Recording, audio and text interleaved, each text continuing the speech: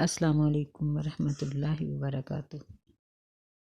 نحمدہ ونصلی علی رسولہ الکریم، اما بعد، فاعوذ باللہ من الشیطان الرجیم، بسم اللہ الرحمن الرحیم۔ آج ہم حدیث نمبر 48 سے شروع کریں گے، جو سیدنا جابر بن عبداللہ رضی اللہ تعالیٰ عنہ سے مروی ہے۔ یہاں الفاظ یہ ہیں وعنہ، اور انہی سے روایت ہے، یعنی پچھلی روایت جس صحابی کی تھی یہ بھی روایت اسی کی ہے، تو پچھلی جابر بن عبداللہ رضی اللہ تعالیٰ عنہ سے مروی ہے۔ تو وہ کہتے ہیں کان النبی صلی اللہ علیہ وسلم اذا توضأ ادار الماء علی مرفقیہ، کہ نبی صلی اللہ علیہ وسلم جب وضو کرتے تو آپ پانی بہاتے اپنی کوہنیوں پر۔ اخرجہ الدارقطنی، اسے دارقطنی نے روایت کیا ہے بِإِسْنَادٍ ضعیف، ضعیف سند کے ساتھ۔ یعنی محدثین نے جو احادیث ٹھیک نہیں تھیں ان کی پڑتال کرنے کے بعد ان کے بارے میں یہ بتا دیا ہے کہ یہ حدیث ضعیف ہے، یا اس میں کوئی علت ہے، یا یعنی اس میں کوئی اضطراب ہے۔ تو اس طرح کی احادیث کا مطلب یہ ہوتا ہے کہ یہ قابل عمل نہیں۔ تو پچھلی احادیث میں ہم یہ پڑھ آئے ہیں کہ نبی صلی اللہ علیہ وسلم نے اپنے بازوؤں کو دھویا۔ دھونے کا مطلب صاف ظاہر ہوتا ہے کہ ہاتھ مل کے دھویا، جبکہ ادارہ کا معنی یہ ہوتا ہے کہ پانی بہا دینا۔ تو پانی بہا دینے سے تو بازو بعض اوقات خشک بھی رہ سکتے ہیں اور پورے نہیں بھیگتے۔ بہرحال یہ سند اس کی کمزور ہے، ضعیف ہے، اور یہ حدیث قابل عمل نہیں ہے۔ تو ہمیں اس مسئلے کا پتہ چلا کہ جب ہم وضو کریں گے تو اپنے چہرے کو، بازوؤں کو، پیروں کو مل کے دھوئیں گے، تاکہ جسم کا کوئی حصہ ہو جہاں ہم پانی ڈال رہے ہیں خشک نہ رہ جائے۔ وعن ابی ہریرہ رضی اللہ تعالی عنہ قال، سیدنا ابو ہریرہ رضی اللہ تعالی عنہ سے مروی ہے، وہ فرماتے ہیں قال رسول اللہ صلی اللہ علیہ وسلم، رسول اللہ صلی اللہ علیہ وسلم نے فرمایا لا وضوء لمن لم یذکر اسم اللہ علیہ، اس شخص کا وضو نہیں ہے جو اس پر اللہ کا نام ذکر نہیں کرتا۔ اخرجہ احمد، اس روایت کو احمد نے روایت کیا ہے، اور و ابو داود و ابن ماجہ، اور ابو داود نے اور ابن ماجہ نے روایت کیا ہے بِإِسْنَادٍ ضعیف، ضعیف سند کے ساتھ۔ والترمذی عن سعید بن زید، اور ترمذی نے سعید بن زید سے روایت کیا ہے، و ابی سعید، اور ابو سعید سے روایت کیا ہے نحوہ اسی طرح۔ وقال احمد لا یثبت فیہ شیء، امام احمد رحمہ اللہ کہتے ہیں کہ یہ حدیث یعنی یہ مسئلہ بالکل بھی ثابت نہیں ہے۔ تو اس میں یعنی یہ شرط لگائی گئی ہے کہ اگر کوئی شخص بسم اللہ نہیں پڑھتا تو اس کا وضو نہیں ہے۔ تو مسئلہ ایسے نہیں ہے، مسئلہ یہ ہے کہ بسم اللہ کا پڑھنا سنت ہے، اور اگر کوئی شخص ارادتاً بسم اللہ نہ پڑھے تو وہ غلط ہے۔ بسم اللہ پڑھنی چاہیے، لیکن اگر کوئی شخص بھول گیا اور اس نے بسم اللہ نہیں پڑھی تو اس کو دوبارہ وضو کرنے کی ضرورت نہیں ہے، بلکہ اگر دوران وضو اس کو یاد آ جائے تو جہاں یاد آیا ہے وہیں وہ بسم اللہ پڑھ لے، اور اگر وضو کرنے کے بعد میں یاد آیا ہے تو پھر بھی اس کا وضو ہو گیا۔ دوسرا مسئلہ یہ ہے کہ بسم اللہ پوری پڑھی جائے یا صرف لفظ بسم اللہ، تو دونوں ہی مسئلے ثابت ہیں، پوری بسم اللہ بھی اور صرف بسم اللہ بھی، یعنی بسم اللہ الرحمن الرحیم بھی ٹھیک ہے اور صرف بسم اللہ بھی۔ دونوں جو موقف ہیں یہ علماء کے ہیں اور دونوں کے پاس دلائل ہیں، تو دونوں طریقے سے ہی وضو ٹھیک ہوگا، بسم اللہ پوری پڑھی جائے یا صرف لفظ بسم اللہ کہہ لیا جائے۔ وعن طلحة بن مصرف عن ابیہ عن جدہ، طلحہ بن مصرف روایت کرتے ہیں اپنے باپ سے، اور وہ اپنے دادا سے، یعنی ان کے دادا کے شاگرد ہیں باپ، اور باپ کے شاگرد یہ خود ہیں۔ کہتے ہیں رأیت رسول اللہ صلی اللہ علیہ وسلم، میں نے رسول اللہ صلی اللہ علیہ وسلم کو دیکھا، یفصل بین المضمضۃ والاستنشاق، کہ آپ کلی اور ناک میں پانی ڈالنے کے درمیان فاصلہ کرتے تھے، یعنی ایک ہاتھ سے پہلے 3 دفعہ کلی کرتے تھے، پھر ناک میں پانی ڈالتے تھے۔ اخرجہ ابو داود، اس کو ابو داود نے روایت کیا ہے بِإِسْنَادٍ ضعیف، ضعیف سند کے ساتھ۔ یعنی حافظ ابن حجر اس لیے ان ضعیف روایات کو لائے ہیں کہ ہم جو مسئلے کی دوسری کیفیت ہے، نوعیت ہے، اس کو بھی سمجھیں اور ہمیں پتہ چلے کہ مسئلہ صحیح کون سا ہے اور غیر صحیح کون سا ہے۔ تو جو روایات جن میں یہ ذکر ہے کہ نبی علیہ السلام نے ایک ہی چلو سے منہ میں بھی پانی ڈالا اور ناک میں بھی، پھر ناک کو جھاڑا، پھر چلو بھرا اور منہ میں پانی ڈالا اور ناک میں پھر جھاڑا، پھر آپ نے چلو میں پانی لیا اور منہ میں ڈالا کلی کرنے کے لیے اور ناک میں ڈال کر جھاڑا، یہ زیادہ درست ہے، وہ اگلی حدیث آ رہی ہے۔ وعن علی رضی اللہ تعالی عنہ فی صفت الوضوء، سیدنا علی رضی اللہ تعالیٰ عنہ روایت کرتے ہیں وضو کی صفات کے بارے میں کہ ثم مضمض رسول اللہ صلی اللہ علیہ وسلم واستنشر ثلاثاً، کہ پھر نبی صلی اللہ علیہ وسلم نے کلی کی اور ناک کو 3 مرتبہ جھاڑا، یمزمز و ینصر، آپ کلی کرتے تھے، وینصر من الکف الذی یاخذ منہ الماء، اور ناک کو جھاڑتے تھے اسی ہتھیلی کے ساتھ جس کے ساتھ پانی لیتے تھے۔ اخرجہ ابو داود والنسائی، اس حدیث کو ابو داود اور نسائی دونوں نے روایت کیا ہے۔ تو اس کی سند ٹھیک ہے، اس میں کسی قسم کی کوئی علت نہیں ہے۔ آگے بھی اسی مسئلے کو بیان کیا گیا ہے۔ وعن عبد اللہ بن زید رضی اللہ تعالی عنہ، سیدنا عبداللہ بن زید رضی اللہ تعالیٰ عنہ سے روایت ہے فی صفت الوضو، وضو کی صفت کے بارے میں، کہ یعنی یہ سب یہی بیان کر رہے ہیں کہ نبی علیہ السلام نے وضو کیسے کیا۔ وہ کہتے ہیں کہ ثم ادخل صلی اللہ علیہ وسلم یدہ، پھر نبی صلی اللہ علیہ وسلم نے اپنا ہاتھ برتن میں داخل کیا، فمزمز واستنشق من کف واحد، آپ نے کلی کی اور ناک میں پانی ڈالا ایک ہی ہتھیلی سے، یفعل ذلک ثلاثا، آپ نے یہ کام 3 مرتبہ کیا، متفق علیہ۔ اس حدیث پر بخاری اور مسلم دونوں کا اتفاق ہے، یعنی اس حدیث میں یہ بات واضح طور پر آ گئی کہ نبی علیہ السلام چلو میں پانی لیتے اور کچھ حصہ منہ میں ڈال لیتے اور کچھ حصہ ناک میں، اور بائیں ہاتھ سے ناک کو جھاڑ لیتے، پھر چلو میں پانی لیتے اور کچھ حصہ منہ میں ڈال کے کچھ حصہ ناک میں ڈال لیتے، پھر بائیں ہاتھ سے جھاڑ لیتے۔ 3 مرتبہ نبی علیہ السلام نے ایسے کیا۔ تو یہ یاد رکھنا چاہیے کہ جو روایت بخاری اور مسلم میں آ جاتی ہے نا، وہ باقی روایتوں کے مقابلے میں زیادہ قابل عمل ہوتی ہے، اور اگر ایک حدیث باقی کتابوں میں بھی ہو، بخاری مسلم میں بھی ہو، تو یہ اس کی بڑی زبردست قسم کی تائید ہو جاتی ہے۔ تو بہرحال اگر کوئی ناک میں پانی علیحدہ ڈالے اور کلی علیحدہ کرے تو وضو اس کا ہو تو جاتا ہے، لیکن یہ بہتر صورت ہے کہ ایک ہی چلو سے پہلے کلی کی جائے، پھر ناک میں پانی ڈالا جائے، پھر بائیں ہاتھ سے جھاڑ لیا جائے، اور اس طرح 1 مرتبہ یا 2 مرتبہ یا 3 مرتبہ بھی کیا جا سکتا ہے، لیکن 3 سے زیادہ نہیں، کیونکہ وضو کی آخری حد 3 مرتبہ ہی ہے۔ کسی بھی عضو کو 3 مرتبہ سے زیادہ نہیں دھویا جائے گا۔ اللہ تعالی ہمیں عمل کی توفیق دے۔ ہمیں چاہیے کہ ہم وضو کے یا جو بھی مسائل پڑھیں اس کے ساتھ ساتھ ہم اپنی اصلاح کر لیں۔ آج ہم حدیث نمبر 53 پڑھیں گے۔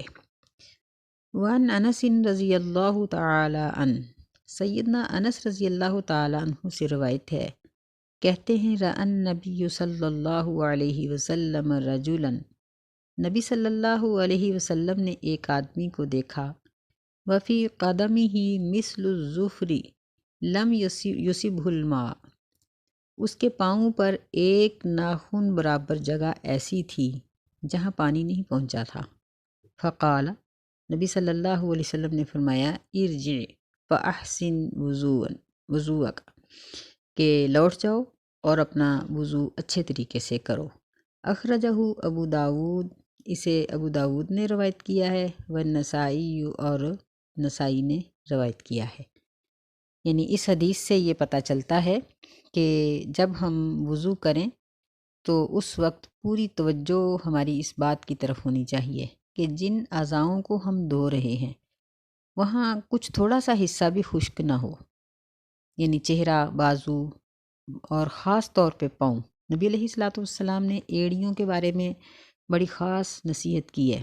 ایک حدیث میں آتا ہے کہ نبی صلی اللہ علیہ وسلم ایک سفر میں تھے اپنے صحابہ کے ساتھ، کسی جنگ سے واپسی تھی، تو رستے میں ایک جگہ پر نماز کا وقت ہوا، تو وقت بھی تھوڑا تھا اور پانی بھی تھوڑا تھا۔ لوگوں نے جلدی جلدی وضو کیا کہ ایک تو یہ تھا کہ پانی ختم نہ ہو جائے اور پہلے پہلے وضو ہو جائے، دوسرا یہ تھا کہ وقت بھی تھوڑا ہے، وقت کے ختم ہونے سے پہلے پہلے وضو ہو جائے۔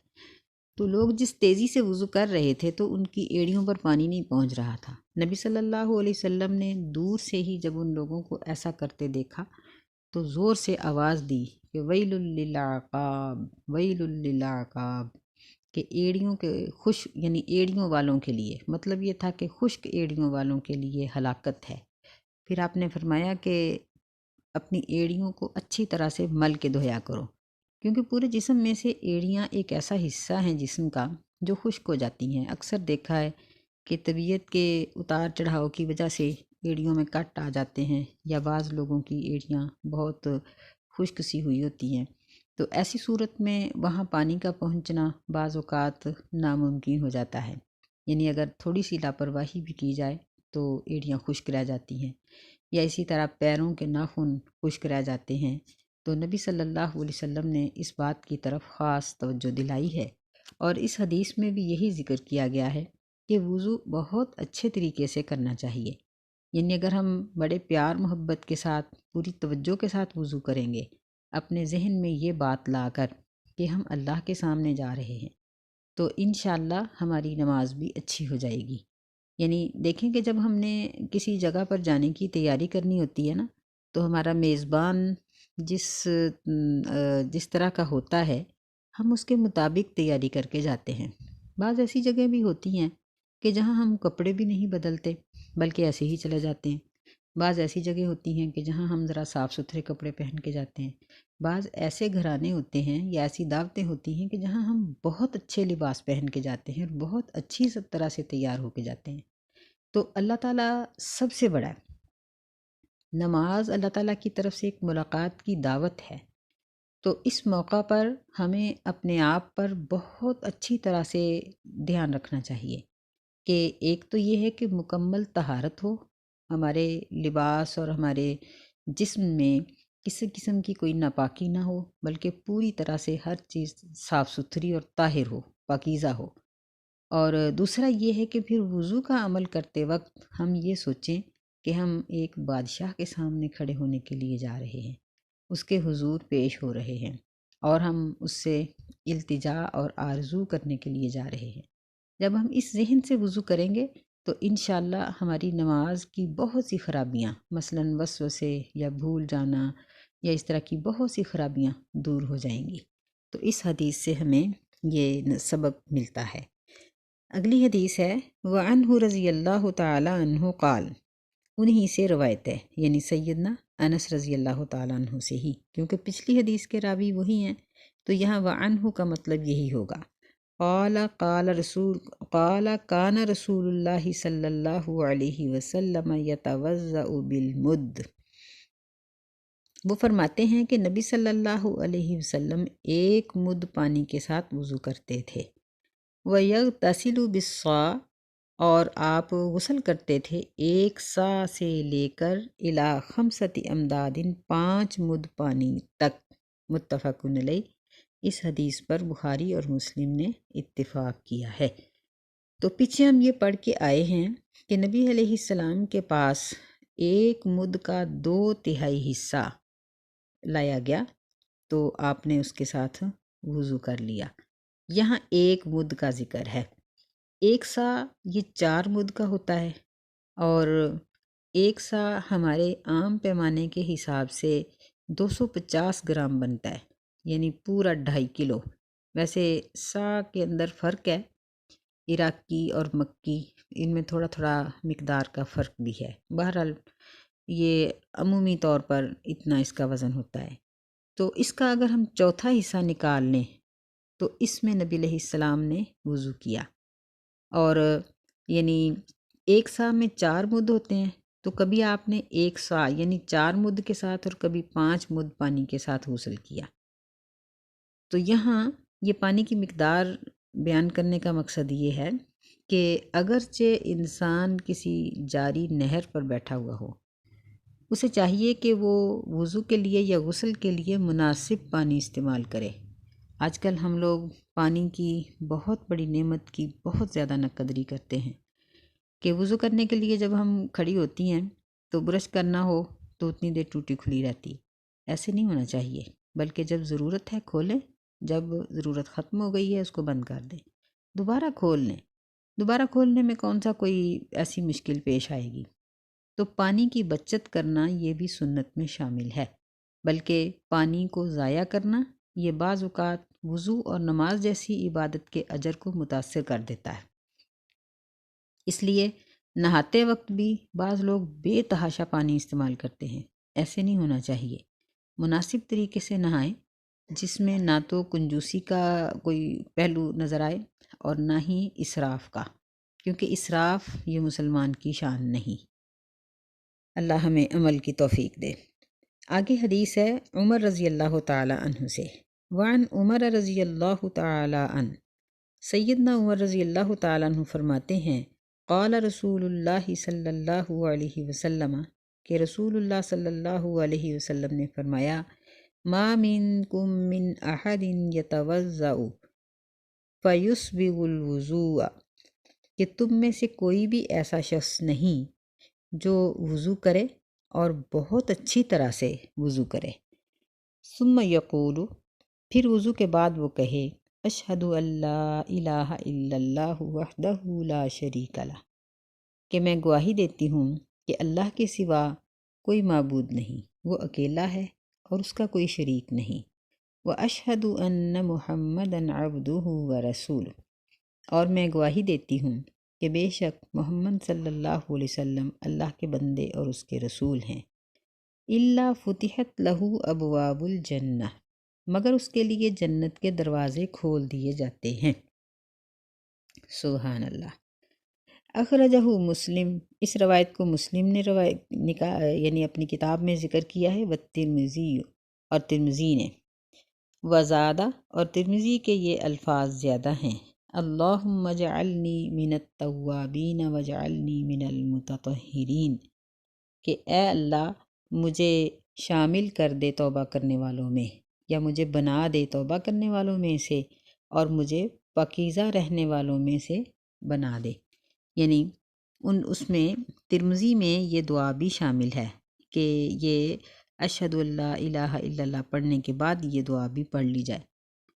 تو یہ بہت اچھا عمل ہے اور اس سے بندے کی توجہ بھی خالص ہو جاتی ہے۔ تو بعض لوگ جب یہ اشہد ان لا الہ الا اللہ پڑھتے ہیں تو وہ آسمان کی طرف انگلی اٹھاتے ہیں، تو انگلی اٹھانے کی ضرورت نہیں ہے۔ ایسے ہی بعض لوگ ایسے ہیں جو ہر عضو دھوتے وقت کوئی نہ کوئی دعا پڑھتے ہیں، یہ بھی مسنون نہیں ہے۔ تو مسنون دعائیں یہ دونوں ہی ہیں، اور ان کے علاوہ بھی ذکر آتا ہے، سبحانک اللہم ربنا و بحمدک، سبحانک اللہم و بحمدک اشہد ان لا الہ الا انت استغفرک و اتوب الیک۔